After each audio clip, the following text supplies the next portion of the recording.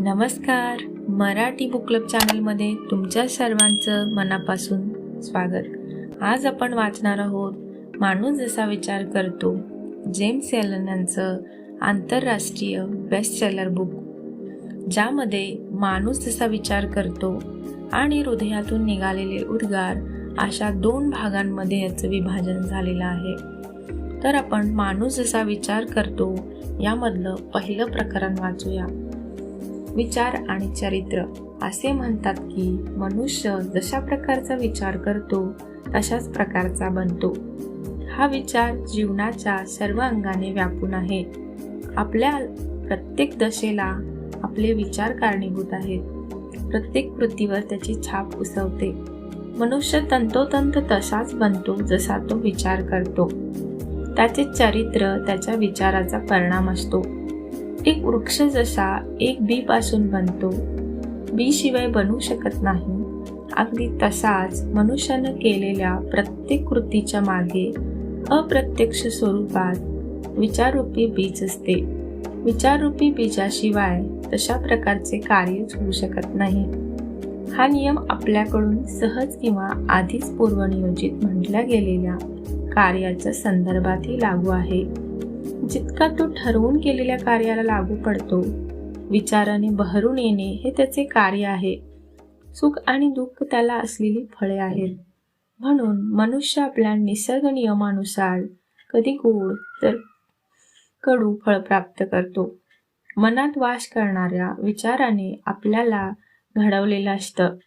आपण जे काही आहोत आपल्या विचारानं पेरलेल्या बियेची शेती असतो.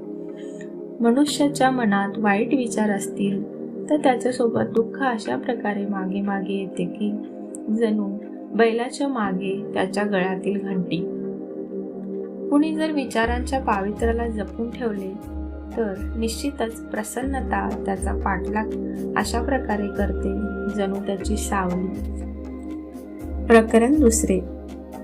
परिस्थितीवर विचारांचा प्रभाव. मनुष्याचे मन एखाद्या उपवनासारखे आहे, ज्याला समजदारीने समजवले जाऊ शकते अथवा त्याला वृक्षांच्या फांद्यांप्रमाणे कसेही पसरू दिले जाते. परंतु जास्त प्रमाणात किंवा कमी प्रमाणात वृक्ष वाढतोच. त्यासाठी जमिनीत म्हणून उपयोगाचे बीज पेरावे लागते, नाहीतर भलतेच वृक्षवेली उगवत राहतात.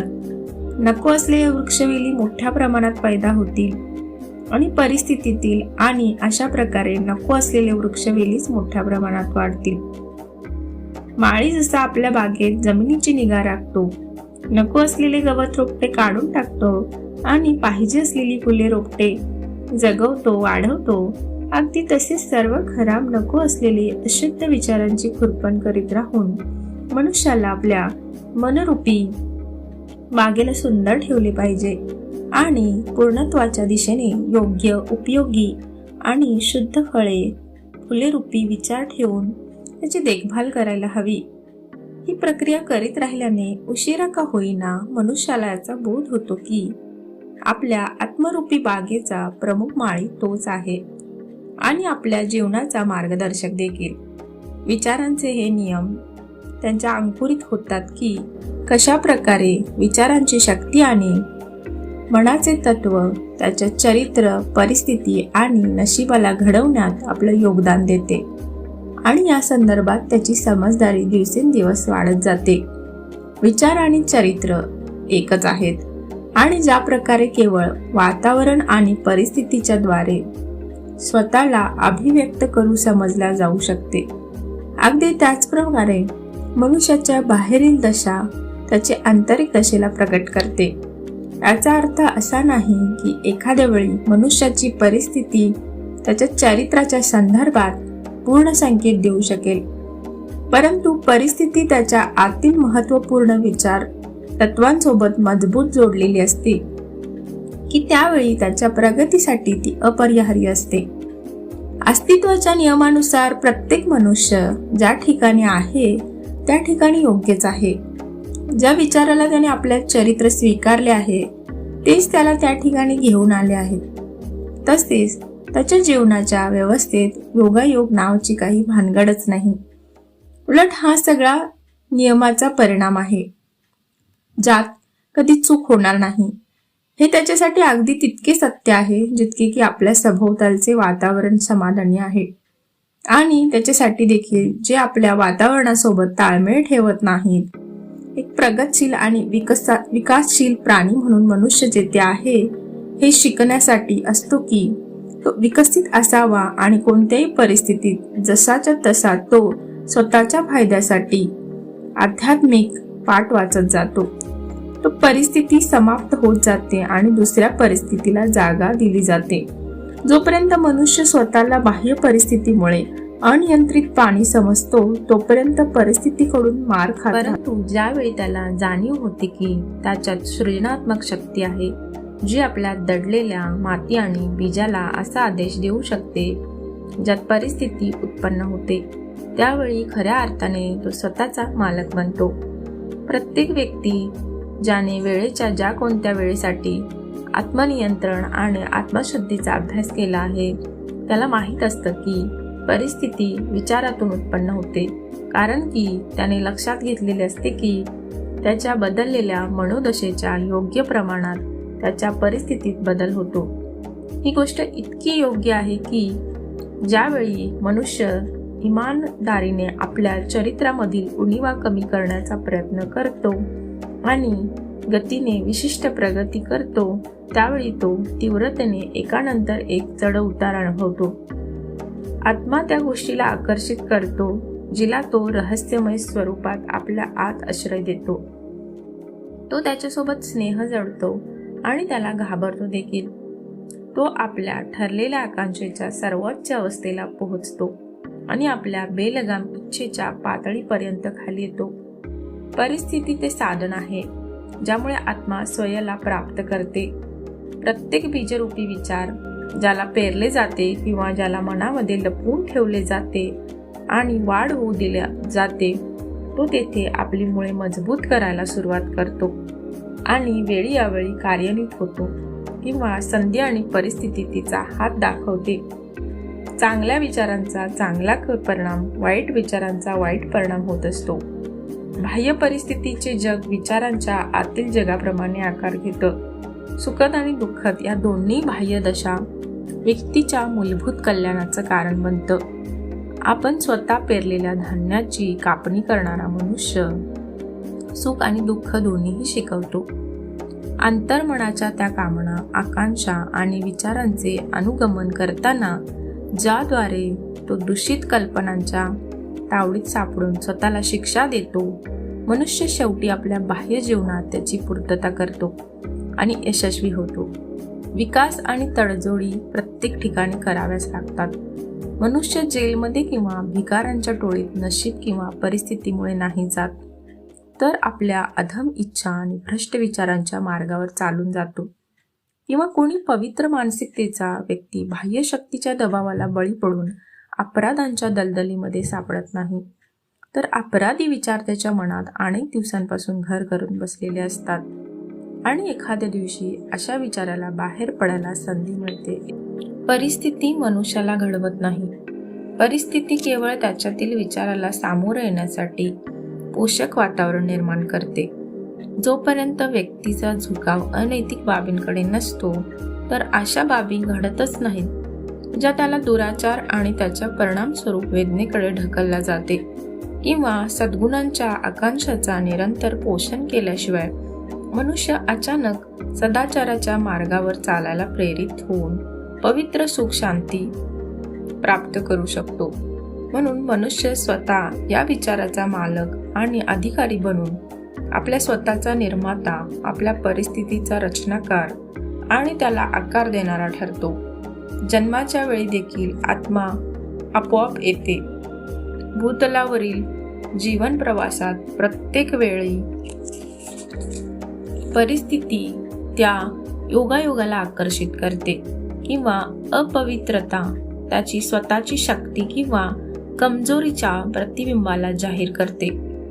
मनुष्य त्या गोष्टीला आकर्षित करीत नाहीत ज्या त्याला पाहिजे आहेत, तर त्या आकर्षित करतात ज्या त्याला हव्या आहेत.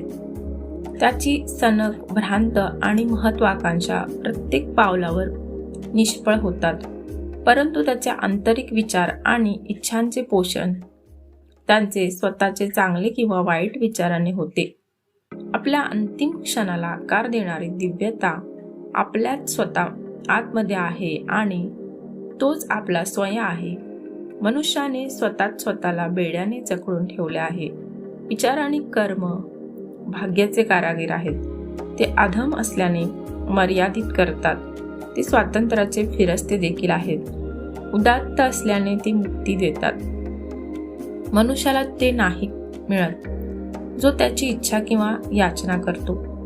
उलट ते मिळतं जे त्याने इमानदारीने कमावले आहे.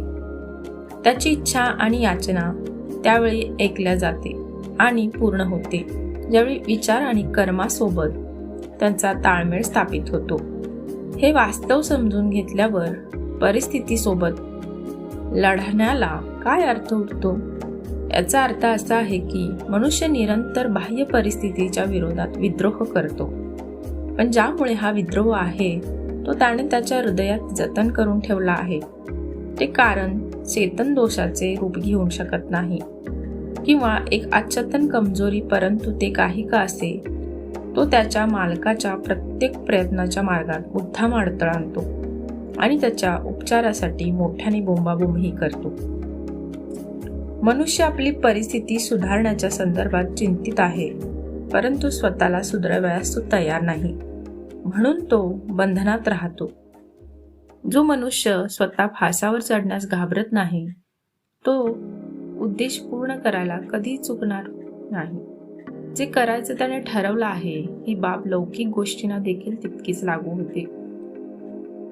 जितकी परालौकिक गोष्टींना ज्या मनुष्याचा एकमेव उद्देश पैसा गोळा करणे हा आहे त्याला देखील त्याचा व्यक्तिगत त्याग करायला तयार राहावे लागते. मग तो ज्याला एक सदृढ आणि संतुलित जीवन पाहिजे आहे किती त्याग करायला तयार असेल? एक असा मनुष्य जो अगदीच कंगाल आहे, तो नेहमीच यासाठी चिंतित असतो की त्याच्या आणि घरच्या परिस्थितीमध्ये सुधारणा कशी येईल. त्यासाठी तो प्रत्येक वेळी काम चोरी करतो आणि दुसरीकडे पगार कमी मिळतो म्हणून बोंबा मारतो. असा मनुष्य त्या सरळ सिद्धांताला समजून घेत नाही. तो संपत्तीचा मूळ आधार आहे. आपल्या कंगालपणामधून बाहेर पडण्यासाठी असं करणं पूर्णपणे चुकीचं आहे. वास्तव तर हे आहे की त्याने निष्क्रिय, भ्रामक आणि अपमानवीय विचारांच्या गर्दीत राहायला कंगालपणाने त्याला घेरलेले असते आणि तिकडे तो आकर्षित होतो. दुसरा एक खूप श्रीमंत मनुष्य आहे जो आपल्या खादाडपणामुळे एखाद्या वेदनादायक आजाराने ग्रासलेला आहे. आजारातून बाहेर पडण्यासाठी पाहिजे तितका पैसा खर्च करण्यास तयार आहे, परंतु त्याच्या खाण्यापिण्याची चुकीची पद्धत सोडून देणार नाही. एकीकडे त्याला चांगले आरोग्य पाहिजे आहे आणि दुसरीकडे खाण्यासाठी चविष्ट आणि तेलकट पदार्थही त्याला खायचे आहेत. असा मनुष्य आरोग्य प्राप्तीसाठी अर्थातच अपात्र ठरतो, कारण त्याला निरोगी राहण्याचा सिद्धांत माहीत नाही आहे. एक असा मनुष्य आहे त्याला कामगारांच्या श्रीमंतीची चोरी करून श्रीमंत बना म्हणून नको ती कारस्थानं करायला तयार असतो किंवा करतो. असा मनुष्य समृद्धीसाठी अगदीच अपात्र आहे. समजा त्याचे दिवाळे निघालेच तर त्याने हे लक्षात ठेवावे की त्याच्या या अवस्थेला तो स्वतःच जबाबदार आहे, परंतु तो देतो परिस्थितीला दोष. ही वरील 3 उदाहरणे यासाठी दिली आहेत की मनुष्य आपल्या स्वतःच्या परिस्थितीला स्वतःच जबाबदार असतो. असे असले तरी जवळजवळ नेहमीच अचेतन स्वरूपात, आणि हे पण की त्याचा चांगले उद्दिष्ट प्राप्त करायचं असतानाही तो आपल्या परिस्थितीकडून सतत निराश होत राहतो, कारण की तो अशा विचाराला आणि इच्छेला प्रोत्साहित करतो, म्हणजेच त्याचा चांगल्या विचारांची ताळमेळ बसत नाही. थोडाफार बदल करून असे असंख्य उदाहरण दिल्या जाऊ शकतात, परंतु हे आवश्यक नाही. वाचकाने ठरवले आणि संकल्प केला तर आपल्या मनात आपल्या जीवनात विचारांच्या प्रभावाला शोधू शकतो. जोपर्यंत असे केले जाईल केवळ बाह्य सत्य विश्लेषणाचा आधार होऊ शकत नाही. तरी पण परिस्थिती इतकी जटिल बनते, विचार इतके सखोल जातात आणि सुखाची परिभाषा प्रत्येक व्यक्तीनुसार इतकी बदलते की व्यक्तीच्या केवळ बाह्य दशेवरून त्याची आत्मदशा नाही समजली जाऊ शकत. असे असले तरी होऊ शकतं की त्याला हे सर्व माहीत असावं. एखादा मनुष्य केवळ बोलण्यातून प्रामाणिक वाटू शकतो, परंतु अभावाचे दुःख त्याच्या वाटेला असू शकतं. दुसरा मनुष्य बोलण्यातून बदमाश वाटत असला तरी चांगली संपत्ती गोळा करताना दिसतो. यावरून असा अंदाज काढणे चुकीचे ठरेल की एखादी व्यक्ती इमानदार आहे म्हणून अभावग्रस्त आणि दुसरा बेईमान आहे म्हणून संपन्न आहे. कारण की असे समजले जाते की इमानदार व्यक्ती सर्व बाबतीत इमानदार गृहीत धरला जातो आणि बेईमान प्रत्येक बाबतीत बेईमान समजला जातो. सखोल विचार केल्यावर आणि दीर्घ अनुभवावर आधारित बोलायचे झाल्यास असा निर्णय चुकीचा सिद्ध होईल. बेईमान माणसातील काही चांगले गुण असू शकतात आणि इमानदार व्यक्तीमध्ये काही वाईट दोष सापडू शकतात जे सर्वसामान्य लोकांत असतात. इमानदार व्यक्ती आपल्या निष्कपट विचार आणि कार्यासाठी चांगल्या परिणामाने लाभान्वित झालेला असतो आणि सोबतच आपल्या दोषामुळे मिळणारे दुःख देखील भोगत असतो. अशा प्रकारे बेईमान व्यक्ती आपले दुःख आणि सुख मिळत असतो. मिथ्याभिमानी व्यक्ती यावर विश्वास ठेवून खुश असतो की त्याला आपल्या सद्गुणांमुळे त्रास सहन करावा लागतो. परंतु जोपर्यंत मनुष्य आपल्या मनातील प्रत्येक स्वरूपाच्या दूषित, कटू आणि अपवित्र विचाराला फेकू देत नाही किंवा आपल्या आत्म्यावरील पापमय डाग पुसून टाकत नाही, काय तोपर्यंत हे समजून घ्यायला आणि जाहीर करण्याच्या स्थितीत असतो. दुःख, दर्द त्याच्या कर्माचा परिणाम आहे, त्याच्या दुर्गुणांचा नाही. त्या सर्वोच्च पूर्णत्वाच्या मार्गावर आणि तेथे पोहोचण्याच्या कितीतरी अगोदर त्याला याची जाणीव होईल की हाच महान नियम जो निर्विवादपणे न्यायपूर्ण आहे, त्याच्या मन आणि जीवनात क्रियाशील आहे, म्हणून तो चांगल्यासाठी वाईट आणि वाईटासाठी चांगला परिणाम नाही देऊ शकत. असा विवेक जागरूक झाल्यानंतर ज्यावेळी तो मागे वळून आपल्या भूतकाळातील दृष्टीहीनता आणि अज्ञानता पाहतो, तेव्हा त्याच्या लक्षात येईल की त्याचं जीवन नेहमीच न्यायसंगत स्वरूपात सुव्यवस्थित होतं आणि आता देखील आहे. भूतकाळातील चांगले वाईट अनुभव तीव्र गती आणि ज्ञानसंगत स्वरूपात त्याच्या स्वतःला विकसित करण्यासाठी काम करीत होते. त्याचा तो स्व जो आजही अविकसित आहे. चांगले विचार आणि कर्माचा परिणाम कधीही वाईट नाही होऊ शकत आणि वाईट विचारांचा आणि कर्माचा परिणाम कधीही चांगला नाही होऊ शकत. मक्याची पेरणी केल्यास मका आणि बाभळीची झाडे लावली तर काटे देणाऱ्या बाभळीच उगवणार. या पुस्तकात सांगितलेले नियम तितकेच सामान्य आणि सरळ आहेत. मनुष्य निसर्गाच्या पातळीवर हे नियम समजतो आणि त्यानुसार वागतोही, परंतु फारच थोडी माणसं ही गोष्ट मानसिक आणि नैतिक पातळीवर समजू शकतात आणि त्यानुसार काम करतात. म्हणून हे कोणाचेही काम नाही. दुःख आहे म्हणजे ते कोणत्या ना कोणत्या चुकीच्या कर्माचा परिणाम असते. या गोष्टीचा हा पुरावाच आहे की मनुष्य आपल्या स्वतःबाबत आपल्या अस्तित्वाच्या नियमांसोबत ताळमेळ नाही घालू शकत. दुःख पीडितेचा एकमात्र आणि सर्वाधिक उपयोग असतो शुद्धीकरणासाठी आणि त्या सर्वांना नष्ट करण्यासाठी. जो अनावश्यक आहे आणि अशुद्ध आहे, जो निर्मळ आहे, त्यासाठी दुःख नष्ट होतं. सोन्यामधून सर्व अशुद्ध धातू बाहेर काढून टाकल्यावर त्याला तप्त करण्यात काहीच उपयोगाचे नसते. एक पूर्णपणे शुद्ध मनाचा आणि प्रबुद्ध व्यक्ती कधीही दुःखी असू शकत नाही. मनुष्याला दुःखात ज्या परिस्थितीचा सामना करावा लागतो तो त्याच्यासाठी मानसिक असंतुलनाचा परिणाम असतो. सौभाग्यशाली असण्याचा अर्थ भौतिक संपत्ती असा नसून योग्य विचार असा आहे. दुर्भाग्याचा अर्थ भौतिक संपत्तीचा अभाव नाही तर चुकीचे विचार असा होतो. एखादा मनुष्य श्रीमंत असतानाही अभिशापित असू शकतो अथवा एखादी व्यक्ती गरीब असतानाही सौभाग्यशाली असू शकतो. श्रीमंत आणि सौभाग्य तोपर्यंत हातात घालून एकत्र नांदतात जोपर्यंत पैशाचा उपयोग विवेकाच्या आधारावर केला जातो. सोबतच गरीब मनुष्य दुर्भाग्याच्या गर्तेत त्यावेळी उरतो ज्यावेळी स्वतःच्या परिस्थितीला तो दुसऱ्याला जबाबदार समजतो. गरिबी आणि आसक्ती दुर्भाग्याचे 2 धागे आहेत. हे दोन्ही धागे अस्वाभाविक आणि असंतुलित मनाचा परिणाम आहे.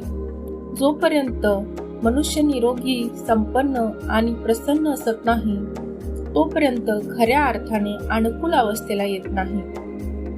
आणि प्रसन्नता, आरोग्य तसेच संपन्नता मनुष्याच्या अंतरंगाचा त्याच्या बाह्य वातावरणासोबत ताळमेळाचा परिणाम आहे. मनुष्य खऱ्या अर्थाने मनुष्य त्यावेळी बनतो ज्यावेळी तो चिडचिड आणि झिटकारणे बंद करत नाही आणि त्या अव्यक्त न्यायाची खोज आरंभ करायला सुरुवात करतो आणि स्वतःच्या जीवनातील नियंत्रण करू लागतो. ज्यावेळी आपल्या मनाला तो त्या नियंत्रण करणाऱ्या घटकाच्या अनुकूल करू लागतो, त्यावेळी तो दुसऱ्याला आपल्या परिस्थितीला जबाबदार ठरवणे बंद करतो आणि स्वतःला महान आणि तेजस्वी विचारात गुंतवून घेतो. परिस्थितीसोबत झगडणे बंद करतो आणि वेगाने आपल्या प्रगतीसाठी मदतगार सोबतच आपल्या हिताच्या शक्यतेत आणि लपलेल्या क्षमतांना शोधण्याच्या साधनांच्या स्वरूपात त्याचा उपयोग करू सुरू करतो. ब्रह्मांडात सर्वात प्रभावी सिद्धांत व्यवस्थेचा आहे, अव्यवस्थेचा नाही. सोबतच या जगाच्या आध्यात्मिक शासनाला प्रस्थापित करणारी आणि संचलित करणारी शक्ती सदाचार आहे, भ्रष्टाचार नाही. हे असं असण्याचं कारण हे समजून घेण्यासाठी ब्रह्मांड ठीक आहे. मनुष्याला दुसऱ्या कोणाला नाही तर स्वतःला दुरुस्त करायचे आहे. स्वतःला दुरुस्त करण्याच्या प्रक्रियेच्या दरम्यान तो समजून घेईल की जसा तो लोकांना आणि वस्तूसाठी आपल्या विचाराला बदलत जाईल, वस्तू आणि दुसरे लोक त्याच्यासाठी बदलत राहतील. हे खरे आहे आणि याचा पुरावा प्रत्येक व्यक्तीमध्ये आहे. आणि म्हणून यात क्रमबद्ध आत्मविश्वास आणि आत्मपरीक्षणाद्वारा सहजच पडताळणी करण्याची शक्यता आहे. मनुष्याला आपल्या विचारात आमूलाग्र परिवर्तन करून द्या आणि त्याला आपल्या जीवनात होत असलेल्या तीव्र परिवर्तनाला पाहून चकित होऊ द्या. मनुष्य कल्पना करतो की विचाराला लपवून ठेवला जाऊ शकतो, परंतु असे होऊ शकत नाही. त्याचे ताबडतोब सवयीत रूपांतर होते आणि सवय घनीभूत होऊन परिस्थितीत रूपांतर होते. पाशवी विचार नशेच्या सवयी आणि कामतेत परिवर्तित होतात, जे गरिबी आणि आजारांच्या परिस्थितीत घनीभूत होतात. प्रत्येक प्रकारचे अपवित्र विचार तीव्रतेने दुर्लभता आणि कर्तव्य मूढतेच्या सवयीत बदलून जाते आणि प्रतिकूल म्हणजेच नुकसान पोहोचवणारी परिस्थिती घनीभूत होऊन जाते.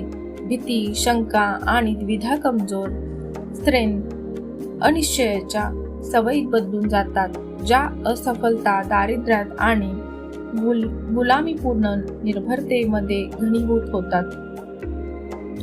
आळसीपणाचे विचार दृढ आणि बेमानीच्या सवयीत बदलून जातात.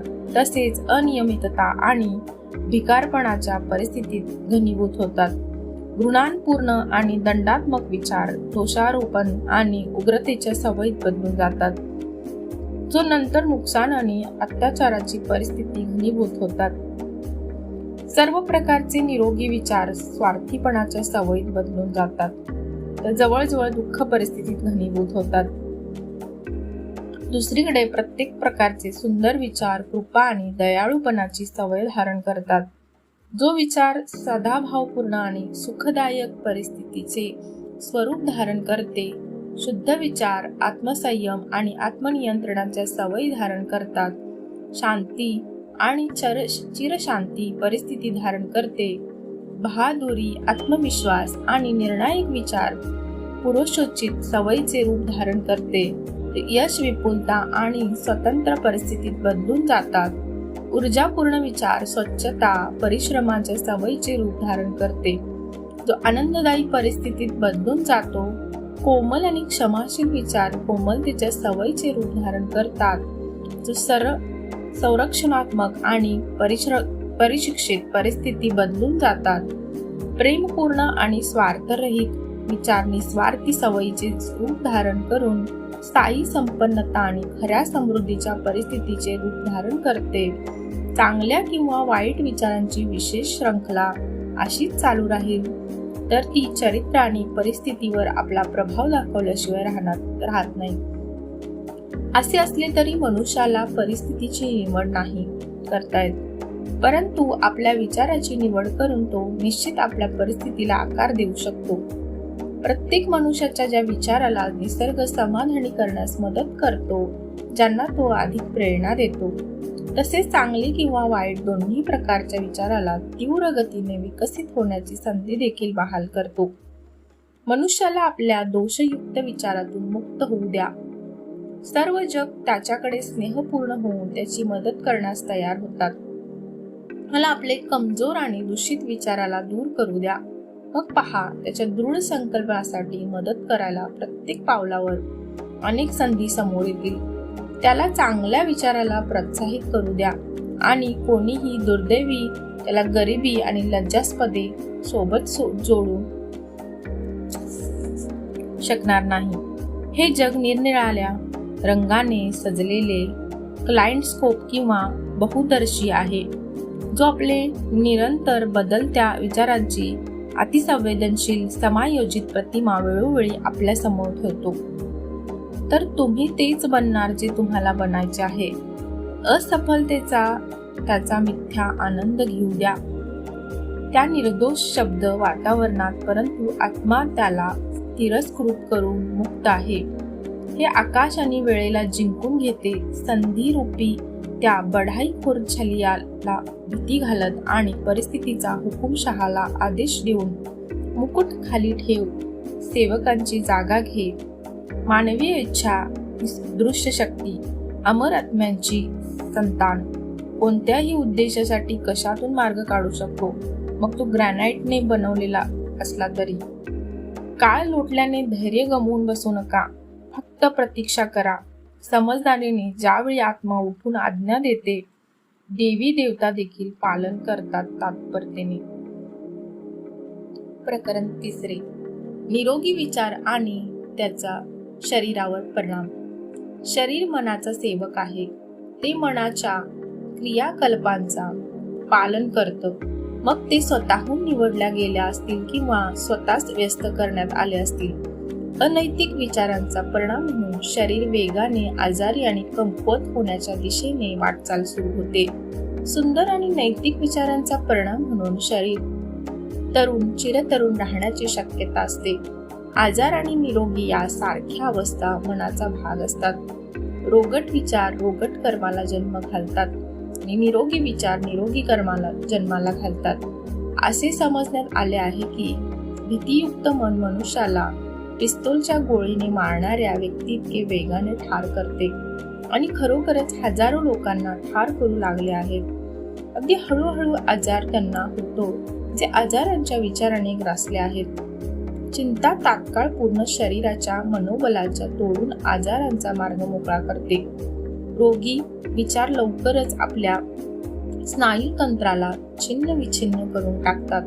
दृढ, पवित्र आणि सुखद विचार शरीराला मनोहरता आणि तेजयुक्त शरीरात बनवतो.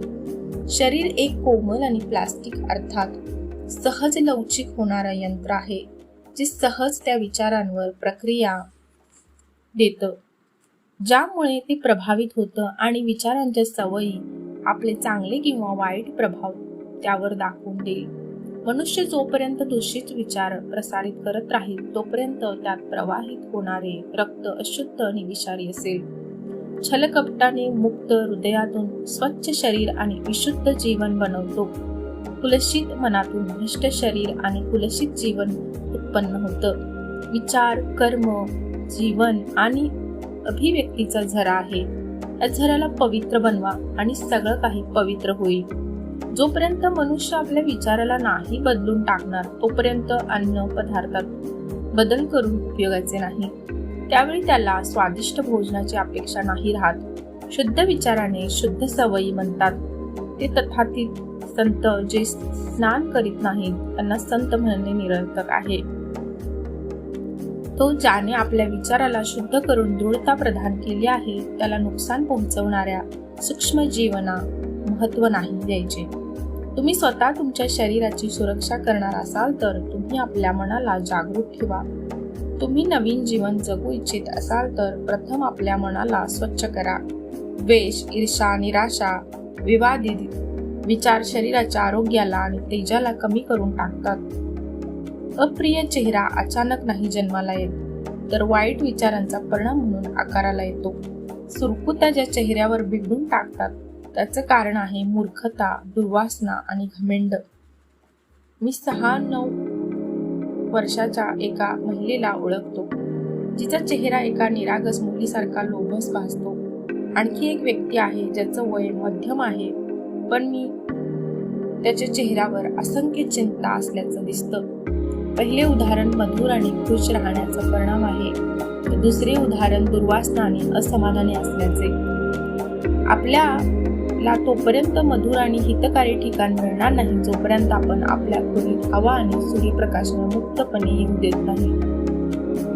म्हणून मनात आनंद, सद्भाव आणि प्रसन्नतेचे विचार केवळ सरळ वागल्यानेच प्रवेश होण्याचा परिणाम आहे. निरोगी शरीर आणि तेजस्वी सुखद शांत चेहरा वयोवृद्धांच्या चेहऱ्यावर सहानुभूतीचे सुरकुत्या असतात. दुसऱ्याच्या चेहऱ्यावर सशक्त आणि पवित्र विचारांचा प्रभाव असतो, तर इतरांच्या चेहऱ्यावर दुर्वासनेचा प्रभाव असतो. त्यांना कोण ओळखणार नाही? ते लोक जे इमानदारीने जीवन व्यतीत करतात त्यांच्यासाठी वय वाढले तरी सूर्यमान शांत, प्रसन्न आणि मृदुल असतात. अलीकडेच मी एका विचारवंताला मृत्यूशय्येवर पाहिले. तो केवळ वयाने वृद्ध होता. जितक्या मधुरतेने आणि शांततेने त्याने आपले जीवन घालवले होते, मृत्यूही तसाच होता. त्याच्यासाठी शरीराचा आजार दूर करायचा असेल तर प्रसन्न विचारासारखा दुसरा डॉक्टर नाही. दुःख आणि व्यथा यातून बाहेर पडण्यासाठी सद्भाव अथवा आपलेपणा दाखवून सांत्वना दाखवण्याशिवाय काही होऊ शकत नाही. सतत कटुता, संशय, ईर्ष्या आणि वाईट विचारात लिप्त असणे यामुळेच असे होते. जणू काही स्वतःने कैद करून घेण्यासारखे आहे. परंतु इतरांबद्दल चांगला विचार करणं, सर्वांसोबत प्रसन्न राहणे, धैर्यपूर्वक सर्व चांगल्या गोष्टी शोधण्याचा प्रयत्न करणे अशा प्रकारचे निस्वार्थ विचारच स्वर्गाचे प्रवेशद्वार आहे. आणि नेहमी प्रत्येक प्राणीमात्राच्या बाबतीत शांतीचे विचार केल्याने कायम शांती मिळेल.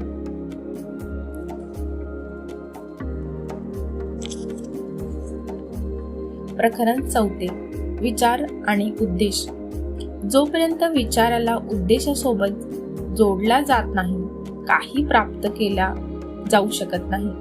जीवनरूपी संसारात विचाराने भरलेल्या छोटा जहाज इकडे तिकडे भरकटण्याची शक्यता असते. उद्देशहीन जगणे एक दुर्गुण आहे आणि इकडे तिकडे भरकटणे त्या व्यक्तीने कायम नाही ठेवले पाहिजे जो विनाश आणि विध्वंसापासून बचाव करून निघून जातो. अशी माणसं ज्यांच्या जीवनात कसलाही उद्देश नसतो त्यांना स्वतःची कीव यायला हवी आणि सहजपणे जीवनाची छोटी छोटी चिंता, दुःख, दर्द आणि परेशानीचे शिकार होतात. मुद्दाम केलेले पापकर्म, मग ते कोणत्याही मार्गाने केलेले असेनात, हे सर्व कमजोर असल्याची लक्षणे आहेत. त्याचा परिणाम होतो नुकसान, अप्रसन्नता, असफलता. कारण की शक्तीमधून विकसित होणारे या ब्रह्मांडात कमजोरी कायम राहू शकत नाही. मनुष्याने आपल्या हृदयात एक तरी न्यासंगत उद्देश बाळगून असले पाहिजे आणि तो पूर्ण करण्यासाठी वचनबद्ध असले पाहिजे. त्या उद्देशाला आपल्या विचारांचा केंद्रबिंदू समजले पाहिजे. विशिष्ट काळात त्याच्या प्रकृतीनुसार हा आध्यात्मिक आदर्श किंवा एखादा सांसारिक विषयाचे रूप धारण करू शकते. परंतु ते काही का असेना, त्याने आपल्यातील विचार, शक्ती आणि विषयावर केंद्रित ठेवले पाहिजे. त्याला त्याने आपला उद्देश म्हणून बाळगले आहे. त्या उद्देशाला त्याने त्याचं सर्वात महत्त्वाचं कर्तव्य समजायला हवं आणि ते प्राप्त करण्यासाठी स्वतःला समर्पित करायला हवं. आपल्या विचाराला क्षणभ्रम, भ्रांती, लालसा आणि कल्पनेत नाही भटकून गेले पाहिजे. आत्मनियंत्रण आणि विचारांच्या सच्च्या एकाग्रतेसाठी हा राजमार्ग आहे. इतका की त्याचा उद्देश पूर्ण करण्यात त्याला वारंवार अपयश आले तरी चालेल. त्याला असं गरजेचं म्हणून करायला हवं जोपर्यंत तो ही कमजोरी दूर करत नाही. अशा प्रकारे प्राप्त चरित्राची शक्ती त्याच्या खऱ्या यशाचा मापदंड असेल आणि भविष्यासाठी सामर्थ्य आणि विचारांचा एक नवा प्रारंभिक बिंदू तयार करेल. अशी माणसं जे एक महान उद्देश बाळगून कर्तव्य करायला तयार नाहीत, त्यांनी कर्तव्याच्या दोषमुक्त अनुपालनासाठी आपल्या विचाराला एक महान उद्देशावर ठाम राहायला हवं. मग तो उद्देश कितीही नगण्य वाटला तरी चालेल. केवळ अशा प्रकारे विचाराला एकत्रित करून केंद्रित केल्या जाऊ शकत आणि दृढ निश्चयाने ऊर्जा विकसित केल्या जाऊ शकते. असे केल्याने असे काहीच शिल्लक उरत नाही जे पूर्ण करायचे आहे. आपली कमजोर लक्षात घेता आणि या सत्यावर विश्वास ठेवत प्रयत्न आणि अभ्यासाने शक्ती विकसित केल्या जाऊ शकते. सर्वात कमजोर आत्मा देखील यावर विश्वास ठेवत तात्काळ प्रयत्न करायला सुरुवात करेल. प्रयत्नानंतर प्रयत्न, धाडस आणि धाडस दाखवत आणि शक्ती एकवटून आत्मा कधी विकसित होण्याचे बंद नाही करत आणि शेवटी दिव्यतेच्या समान सशक्त होऊन जाते. शारीरिकदृष्ट्या कमजोर मनुष्य सावधानी आणि धैर्यपूर्वक प्रशिक्षित होऊन स्वतःला शक्तिशाली बनवू शकतो. अगदी असेच कमजोर विचार असणारा मनुष्य योग्य दिशेने चिंतन करून स्वतःला शक्तिशाली बनवू शकतो.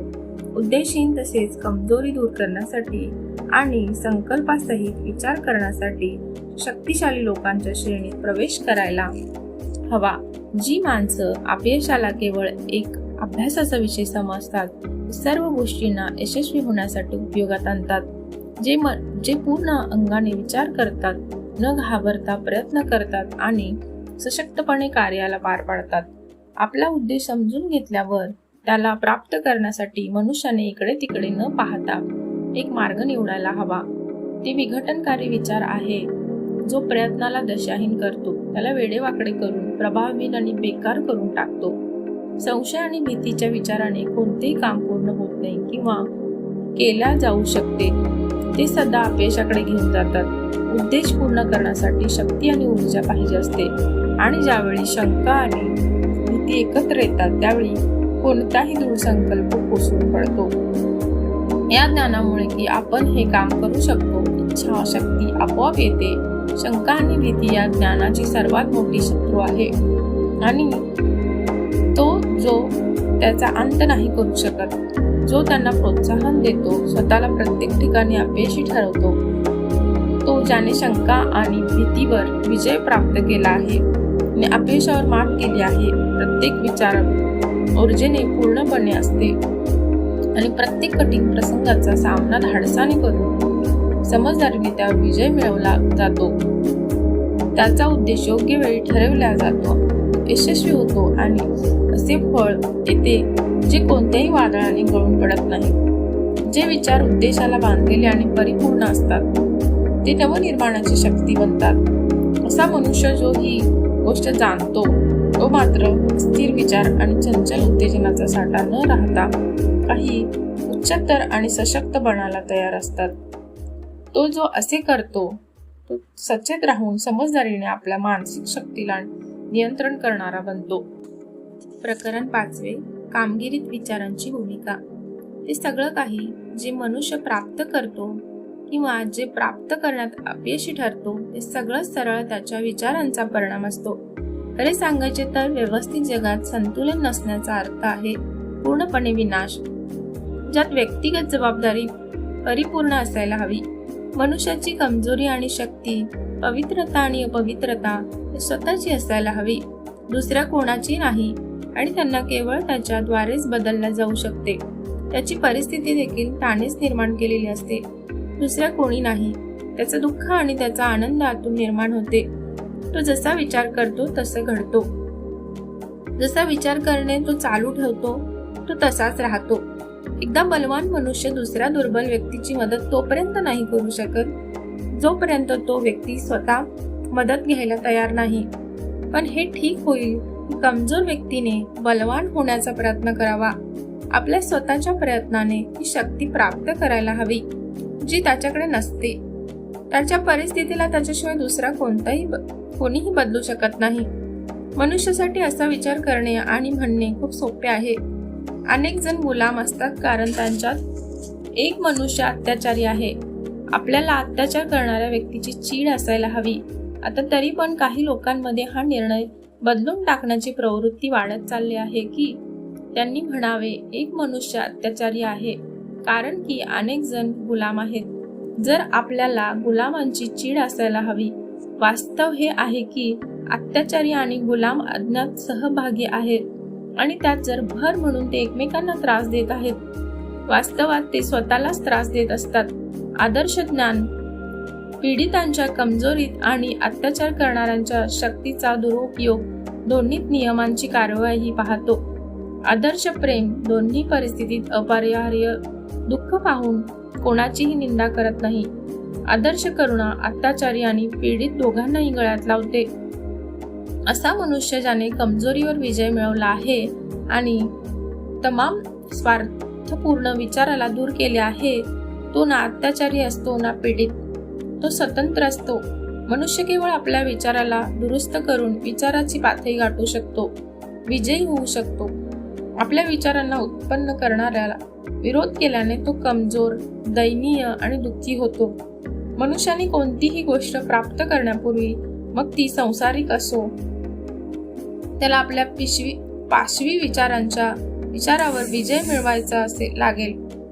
त्यात यश मिळवण्यासाठी त्याला त्या तमाम पाशवी आणि स्वार्थी गोष्टींचा त्याग जरी नाही करावा लागला, पण किमान काही अंश त्याला त्यागावाच लागेल.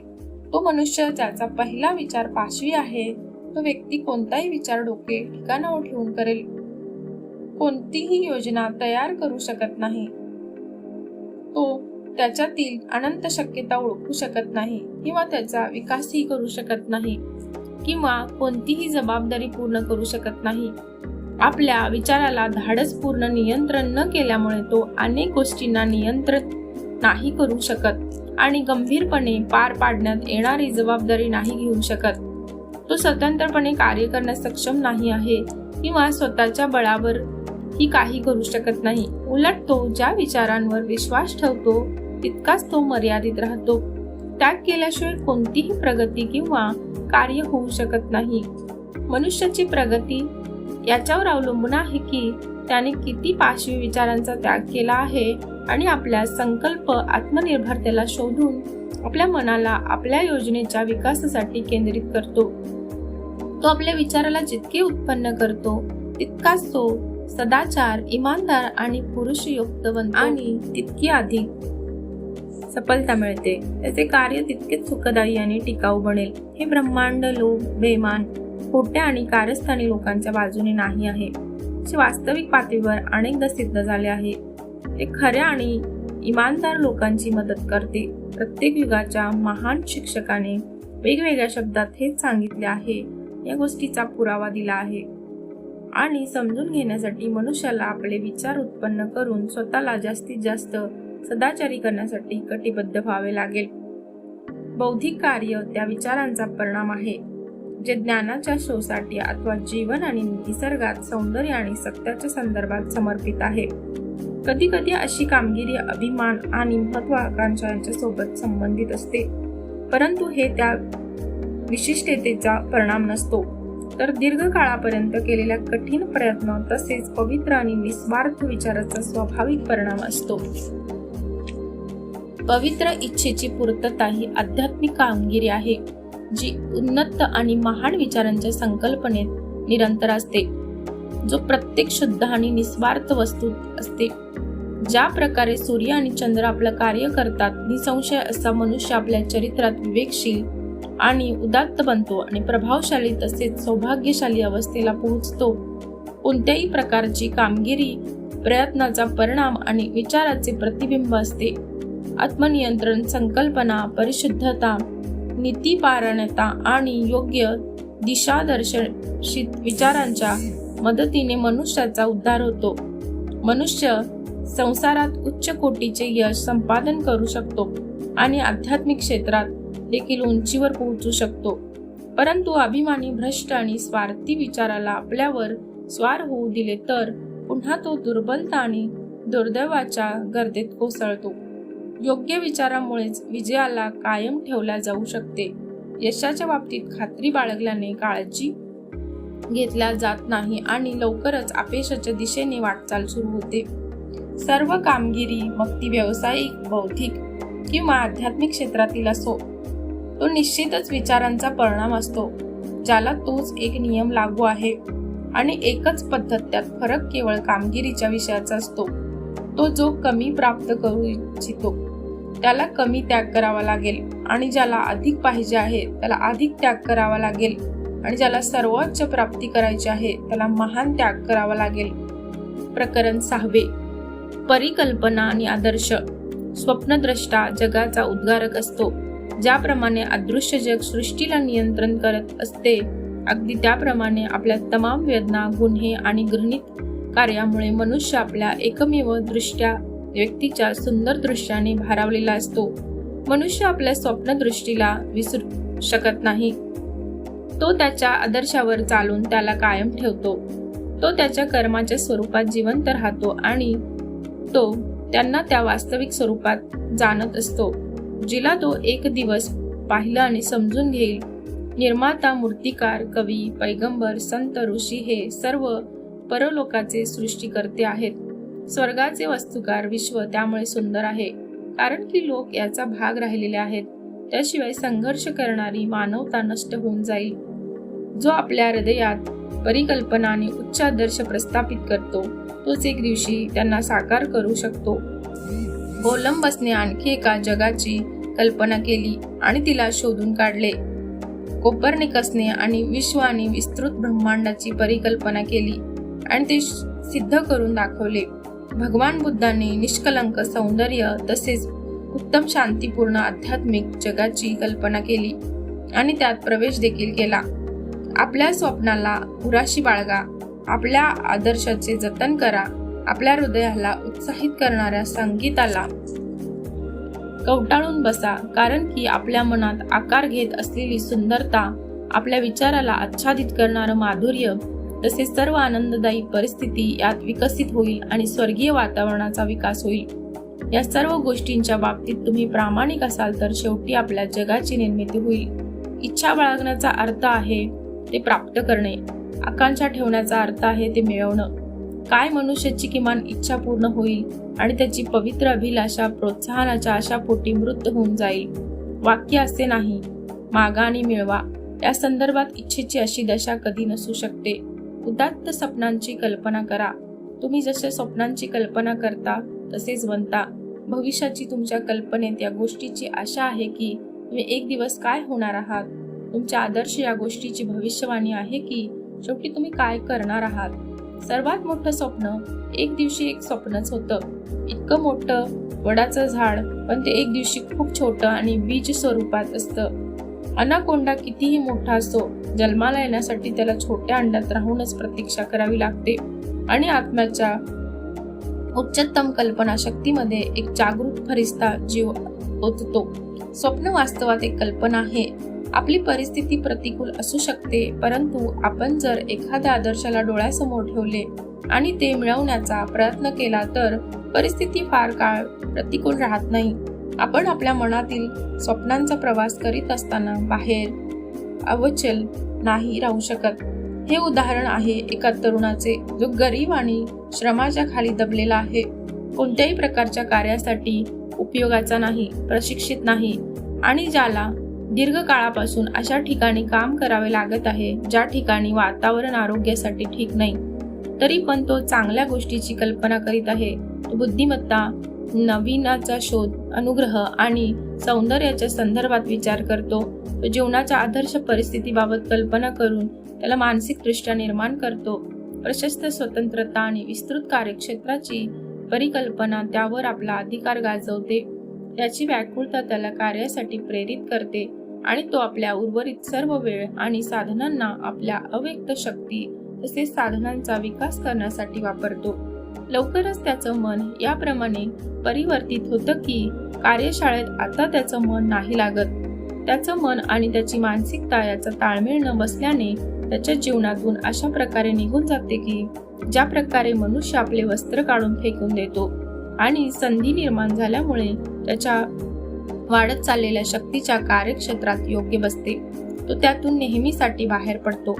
अनेक वर्षानंतर आपण या नवयुवकाला एक वयस्काच्या रूपात पाहतो.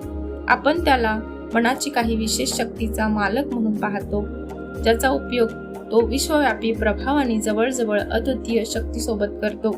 तो आपल्या हातात विशालकाय जबाबदारीचा लगाम बाळगून आहे. त्याची वाणी ऐकून जीवन बदलून जातं. स्त्री आणि पुरुष जे शब्दाचे अनुकरण करून आपल्या चरित्रात सुधारणा करू लागतात. तो सूर्याप्रमाणे निश्चल असे प्रकाशमान केंद्र होऊन जातो की त्याच्या भोवती उपग्रह फिरावे तसे विचार फिरू लागतात. त्याने आपल्या जीवनाचा उद्देश साकार केला आहे. आपल्या आदर्शासोबत तो एकरूप झाला आहे. हे तरुण वाचकांनो, आपण देखील आपल्या हृदयाची परिकल्पना केवळ पोकळ कल्पना नाही साकार करू शकता. मग ती फार मोठी नसेल किंवा मध्यम स्वरूपाची असेल. आपलं मन सदा त्याच्याकडे झुकलेलं असेल, ज्याची तुम्ही लपून छपून सतत कल्पना करत असता. आपल्या विचाराला प्रत्यक्षात आणल्या जाऊ शकत तुम्हाला तसेच मिळेल ज्याची तुम्ही कल्पना केली होती. ना कमी ना जास्त, न त्यापेक्षा जास्त. आपली वर्तमान अवस्था अशी असू, आपले विचार, आपले आदर्श, आपल्या परिकल्पनेसोबत आपला उद्धार किंवा विनाश असेल. आपल्यावर स्वार झालेल्या इच्छेप्रमाणे आपली नगण्य अथवा प्रबळ भावी महत्वाकांक्षानुसार आपण महान बनाल. सेंटॉन डेव्हिस कर्कहमाच्या शब्दात सांगायचे झाले तर, आपण आपल्या कर्माचा लेखाजोखा ठेवत असाल आणि आजपर्यंत जे आपल्या आदर्शामधील अडथळा बनले होते त्या मार्गाने चालून आपण निघून जाल आणि स्वतःला अशा लोकांच्या समोर उभे असाल. लेखांनी अजूनही आपल्या कानाच्या मागे असेल, हातावर शाहीचे डाग आणि तशाच आपली प्रेरणा फपवणाऱ्या कोसळू लागेल. मग तुम्ही शेळ्या मेंढ्या चारत असा किंवा ग्रामीण खेड्याप्रमाणे शहरात चकित होऊन दिशाहीन भटकत असाल. अशा प्रकारे आपल्या आत्म्याची निर्भड मार्गदर्शनाखाली तुम्ही तुमच्या गुरुच्या कक्षात दाखल होता आणि काही वेळानंतर ते म्हणतील, तुला शिकवण्यासाठी माझ्याकडे काही नाही. आता तुम्ही गुरु बनलात. काही काळापूर्वी शेळ्या मेंढ्या चारत असताना महान कल्पना करीत होता. या जगाचा उद्धार करण्यासाठी आणि जबाबदारी स्वतःवर घेण्यासाठी आपल्या हातातील हत्यारे सोडून द्यावे लागतील. विचारवहीन, अभिज्ञ आणि अकर्मण्य मनुष्य केवळ संयोग, सौभाग्य आणि संधीची गोष्ट करतो. ते वस्तूला नाही तर त्याच्या प्रत्यक्ष प्रभावाला पाहतात. एखाद्या व्यक्तीला श्रीमंत झालेलं पाहून म्हणतात, तो किती नशीबवान आहे. अशा कोणाची बुद्धिमत्ता पाहून तो ओरडतात, नशिबाने त्याला किती साथ दिली आहे. अशाच प्रकारे एखाद्याचे संत सुलभ स्वभावाने सर्वसामान्यांवर त्याचा असणारा प्रभाव पाहून ते म्हणतात, पहा, जीवनाच्या प्रत्येक वळणावर नशीब त्याला कसा साथ देत आहे. ज्या पुरुषांनी आपल्या अनुभवाला प्राप्त करण्यासाठी स्वतःहून अडचणीवर मात केली, असफलता आणि अडचणींचा सामना केला आहे, त्याला ते नाही पाहत. त्यांना त्या लोकांनी केलेल्या त्यागाचे आणि धाडसी प्रयत्नांचे ज्ञान नाही की कशा प्रकारे त्यांनी प्रत्यक्षात अशी स्थिती प्राप्त केली. पण आपल्या श्रद्धा आणि विश्वासावर विश्वास ठेवला की ते त्यावर विजय प्राप्त करतील आणि आपल्या हृदयातील परिकल्पनेला साकार करतील. ती माणसं त्यांच्या मनाच्या व्यथा आणि अहंकार पाहत नाहीत. ते केवळ त्या बाह्य उत्साह आणि प्रकाशाला पाहतात ज्याला त्यांनी भाग्य असे नाव दिले आहे. ही माणसं त्या लोकांच्या दीर्घ संघर्षाला पाहत नाही, केवळ वरवर पाहून म्हणतात किती नशीबवान. कष्टाने माखलेला त्यांचा प्रवास ते पाहत नाहीत, केवळ परिणाम पाहून त्यांना नशिबासोबत जोडतात. सर्व मानवी प्रकरणात प्रयत्न आणि परिणाम असतात आणि खंबीरपणे केलेले प्रयत्नच परिणाम आहे असे आहे. नशीब नाही. शक्ती, बौद्धिक आध्यात्मिक संपत्ती रूपी उपहार प्रयत्नाचा तो परिणाम आहे जो पूर्ण केलेले विचार, पूर्ण केलेली लक्ष, साकार केलेल्या परिकल्पना आहेत. ज्या परिकल्पनेला आपण आपल्या मनात कोरून ठेवतो, ज्या आदर्शाला आपण आपल्या हृदयात विराजमान होऊ देतो, त्याद्वारेच आपण आपल्या जीवनाला निर्मित कराल आणि तसेच तुम्ही बनाल. प्रकरण 7. चिरशांती. बुद्धिमानीचे एक बहुमूल्य सुंदर रत्न आहे. मनाची शांती ती दीर्घकाळापर्यंत धैर्यपूर्वक केल्या गेलेल्या आत्मनियंत्रणाचा परिणाम असते. याचे अस्तित्व परिपक्व अनुभवाचा संकेत आहे आणि विचारांच्या नियम आणि त्यांचे संचलनाच्या सामान्यपेक्षा कितीतरी जास्त आहे. मनुष्य त्याच्या तुलनेत शांत असतो जितका स्वतःला विचारांद्वारा विकसित जीव समजतो, कारण की अशा ज्ञानासाठी दुसऱ्याच्या संदर्भात हे समजणे गरजेचे आहे की ती माणसं जे स्वतः या विचारांचा परिणाम आहेत आणि जशी जशी तो सर्व समज विकसित करतो तसेच कारण आणि प्रभावाचा परिणाम म्हणून अधिकाधिक स्पष्टतापूर्ण वस्तूच्या परस्पर संबंधाला पाहिला जाऊ शकते. तो संतुलित, स्थिर आणि शांत असता तसेच थोड्या थोड्या गोष्टींवर परेशान आणि दुःखी होऊन चिडचिड करणे, राईचा पर्वत करणे अशा गोष्टी करतो. शांत प्रवृत्तीचा मनुष्य स्वतःवर नियंत्रण कसं मिळवायचं हे शिकवतो आणि समजून घेतो की स्वतःला दुसऱ्याप्रमाणे कसं बनवलं जाऊ शकतं. मोबदल्यात ते आध्यात्मिक शक्तीचा सन्मान करतात आणि ओळखतात की ते यापासून काही शिकू शकतात आणि त्यावर विश्वास ठेवू शकतात. मनुष्य आतमधून जितका शांत बनतो, कल्याणासाठी त्याची यश, प्रभाव आणि त्याची शक्ती तितकीच अधिक बनते. एक सामान्य व्यापारी देखील अनुभव करेल की जसा तो आत्मनियंत्रणाने धैर्य विकसित करेल, आपल्या व्यापारात तितकाच प्रगतीपथावर राहील.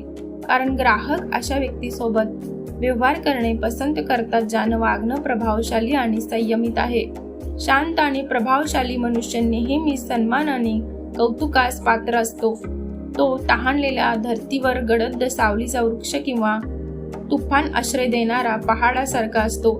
शांत चित्त, हृदय, मधुर स्वभाव आणि संतुलित जीवन कोणाला आवडणार नाही.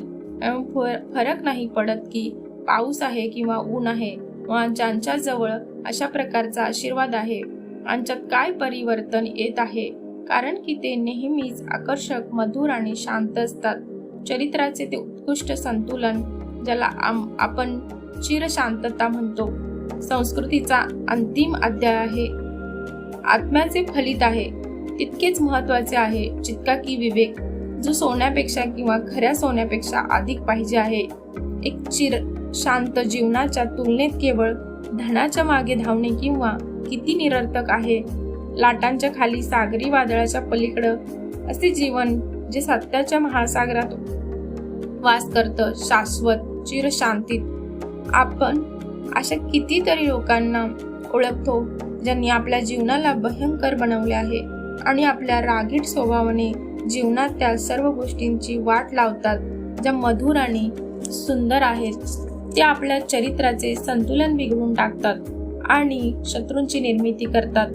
प्रश्न असा आहे की आत्मनियंत्रणाचा अभाव असल्याने काय असंख्य माणसं आपल्या जीवनातील आनंद नष्ट करून आपल्या जीवनाला बर्बाद नाही करत.